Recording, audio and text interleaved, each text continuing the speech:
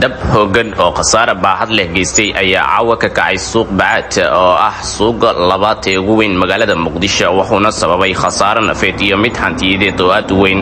Wararka ugu dambeeyay ayaa sheegaya in ugu yaraan 3 qof ay ku geeriyoodeen dabka oo bilowday galabtii kadib salaadii casir, kaasi oo ilaa hadda aan weli lagu guuleysan in la damiyo. dadka dhintay ayaa isku dayay inay badbaadiyaan hantidoodii. laba kamid ah waxa ay si toos ah ugu gubteen gudaha dabka, halka qofka saddexaad uu ku geeriyooday neef qabatiin. waxaa sidoo kale jira dad badan oo dhaawacyo soo gaaray iyagoo ku jiray dadaalka ay ku badbaadinayaan hantidoodii.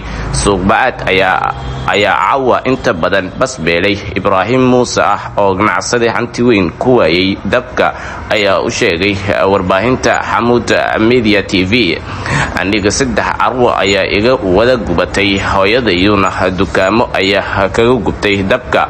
caawa waxaa noqonaysa qoys ceriyo toobay, murugo weyn ayaan dareemaynaa.